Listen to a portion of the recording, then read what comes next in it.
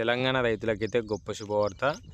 మనకైతే రైతు భరోసా డబ్బులైతే రైతుల ఖాతాలో జమ అవుతున్నాయి. అలాగే ఎన్ని ఎకరాలున్న రైతులకు రైతు భరోసా జమ అవుతుంది. అలాగే ఈ రైతు భరోసాకి అర్హులు ఎవరెవరు అనేది అయితే ఈ వీడియో తెలియజేస్తాను అనమాట. అలాగే ఈ వీడియోని అయితే పూర్తి వరకు అయితే చూడడానికి ప్రయత్నించండి. అలాగే మీరు కనుక మన ఛానల్కి మొదటిసారి వస్తే ఒక సబ్స్క్రైబ్ అయితే చేసుకోండి అనమాట. అలాగే ఈ వీడియోని ఇప్పుడైతే ఒక లైక్ అయితే ఇచ్చేయండి. ఈ వీడియోని మీతోటి రైతులకు కూడా షేర్ అయితే ఇచ్చేయండి అనమాట. వాళ్ళు కూడా ఈ యొక్క సమాచారాన్ని అయితే తెలుసుకోవడం అయితే జరుగుతుంది.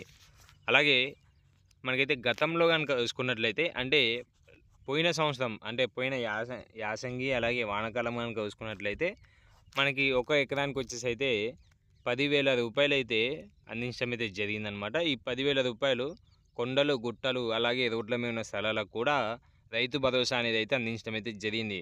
అలాగే వీళ్ళకే ఎక్కువ డబ్బులు అనేది గవర్నమెంట్ ఆదాయం అనేది వేస్ట్ అవుతుందని అయితే మనకైతే కాంగ్రెస్ ప్రభుత్వం అయితే రైతు భరోసాగా మార్చడం అయితే జరిగిందనమాట. ఈ రైతు బంధుని రైతు భరోసాగా మార్చడం అయితే జరిగింది.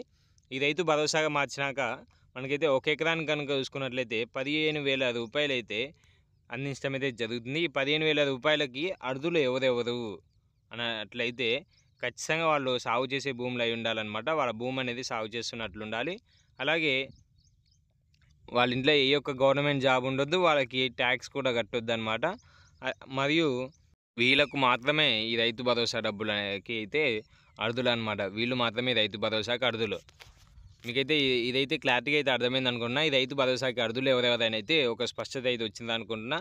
అలాగే ఈ రైతు భరోసా డబ్బులు ఎప్పుడు రైతుల ఖాతాలో జమ అవుతాయి అంటే ఈ రైతు భరోసా డబ్బులు వచ్చేసి అయితే ఆగస్టు 2వ వారంలో ఈ రైతు భరోసా డబ్బులు అయితే రైతుల ఖాతాలో జమ అవుతాయి అనేది తెలియడమే జరిగిందనమాట.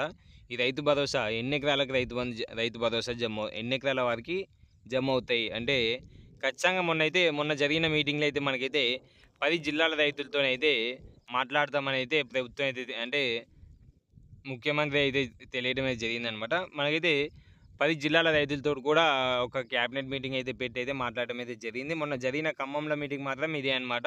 10 జిల్లాల రైతులతోనైతే మాట్లాడటం అయితే జరిగింది. 10 జిల్లాల రైతులు కూడా ఏమనగా అంటే ఖచ్చితంగా 10 ఎకరాల కంటే 10 ఎకరాల లోపు ఉన్న రైతులందరికీ అయితే రైతు భరోసా డబ్బులు అయితే అందించాలని అయితే ఒక స్పష్టత అయితే తీసుకురావడం అయితే జరిగిందనమాట. మనకి ప్రభుత్వం కూడా ఒకప్పుడు మాత్రం మనకైతే 5 ఎకరాల లోపు ఉన్న రైతులకే రైతు భరోసా డబ్బులు అందిస్తామని అయితే తెలియడం జరిగింది.